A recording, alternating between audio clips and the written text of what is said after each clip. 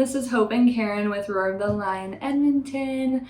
This is Young Lions, and Karen's just kind of going to start us off with her topic for today. Yeah, so I will start off with a little testimony of mine, because basically what I want to talk about is how I had to be patient and have peace with God's plan for my life.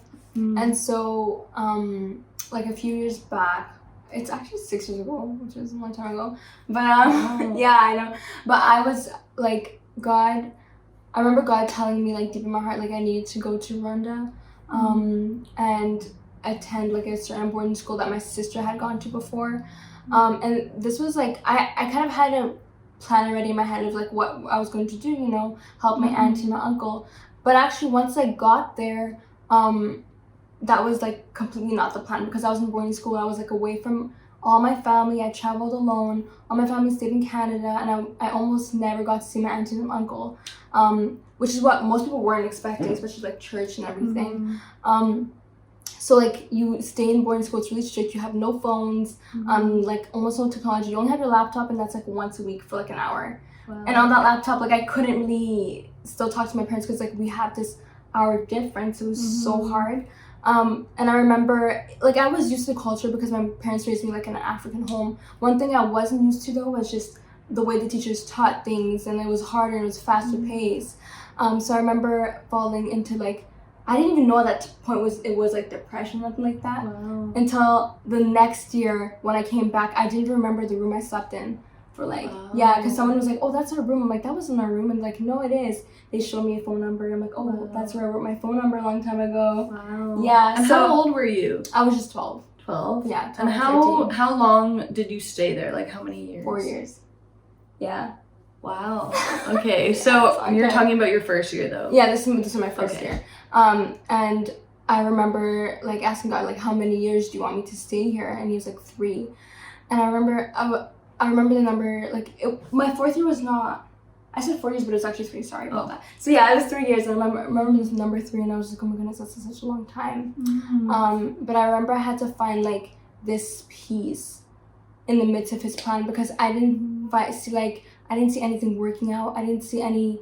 I was God, why do you want me here? I'm not even working where I thought I was going to work, in the village with my aunt and my uncle, who were pastors and ministers. And I was just I don't know why you sent me here.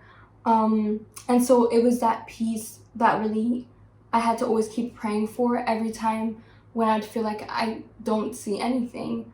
Hope, have you ever had that time where you're I don't see anything happening? Yeah. I would say, yeah. I definitely have. I'm just trying to think. It's okay, here's an example. So I kind of worked all of my high school just to kind of get to where I am today. Yeah. So in university studying psychology. Yeah. And I just remember thinking, how am I going to make enough money to pay for this, and etc. And I didn't really see the fruit of it until years later. Yeah. So it was kind of 6-ish years in the making of me just trying to work hard, study hard, so that I could get scholarships and stuff. Right. And then here I am 4 to 6 years later being oh, I actually got a bunch of scholarships that helped me pay off school, and then I was working throughout that too, and I didn't even given a resume to my work. They just came to me. And then in that I'm oh, I actually didn't consider that all of those things were God moves until after, until years later. And I think that happens to us a lot. We're I don't understand why I'm in this place, or why I'm working so hard and I can't see an end to it. Which is literally where I was gonna go with it.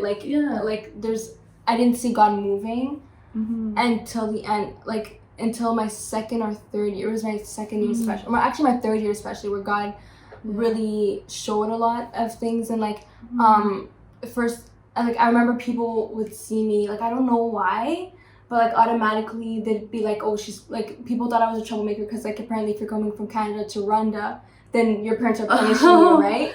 And so people already saw me as a troublemaker. People made up stories oh my goodness, she probably was a bad Canadian girl or something, and she slept with some teacher and was sent here. They said all these things, all these rumors, and it was weird because I was I had to like quickly adapt to a lot of things. So I had rumors going on, everything. But I remember my 3rd year, God really showed up for me.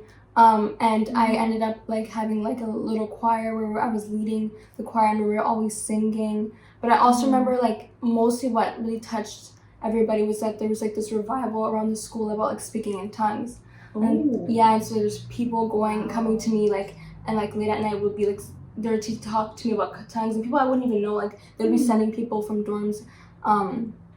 And like I just feel like that's somewhere where God, like I had that peace came like in my 2nd year where I was like, you know what, God, I need that peace. And like Bible verses what helped me the most, like just going to the Bible and be like, God, because you said this is your plan for me, I have to have peace with it. And I kept praying over for the peace, because I know there's this assumption that because God sent it for you, then you should be going through like all this, like I don't know, it's like hard times and trials, but that's not the case. Sometimes it can be God's plan, but you're going through those trials. And God doesn't give you problems. Like he said that he doesn't sin and he doesn't tempt. Yeah. Did I say that? Did I say God give you problems? No. Oh, okay, no. I was like, oh no. No, I'm just adding to that, and that God doesn't give you bad situations, but he gives you the peace to make it into that or make it past that situation. And I think it's in James it says that like perseverance builds character and stuff like that. And I just have to think about that a lot. I'm like, every time I'm in hard times, like it's really annoying in the moment, and I'm like, God, where are you? Like I don't understand. But then once you're out of it, you can look back and be like, oh, I actually wouldn't take that back, because I grew so much from it. And now I have things that like my faith in itself grew from that experience, so I wouldn't go back and do it any different. Exactly. That was perfect. That's what I was gonna say. Like I grew so much. Like I don't think I would take that back, even though it was the hardest like 3 years of my life. As a teenager, I guess, like growing, because you were growing.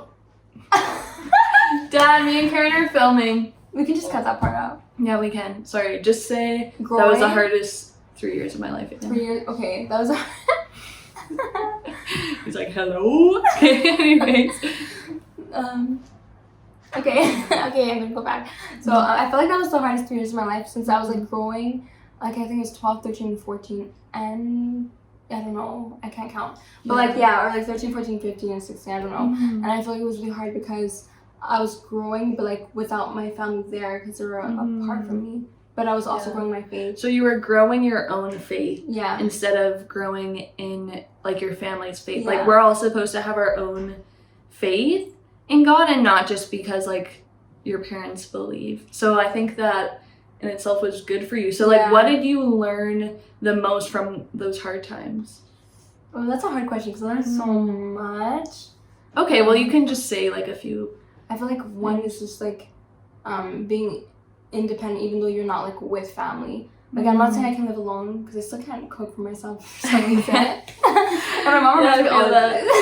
But I mean, like just like being independent in a way, like I can be away from family and be okay. And that was something so hard for me, because I wasn't even able to like order at McDonald's. I don't know if I told you this, but like I had to tell my sister to order for me. But like going to the airport and traveling alone, I had to ask many questions. Like I had to realize things like, okay, like asking questions is not dumb, like doesn't mean you're dumb or nothing like that. There's a lot of things that it has helped me spiritually and like just like in everyday life. So yeah, I just felt like it helped you gain that confidence that you needed just to minister to people, because I feel like these past few years you've just been able to minister to people because you were so outgoing and you weren't afraid to ask people questions. So that was a good. Okay, well we're done that video. So we'll see you all next week. Stay tuned.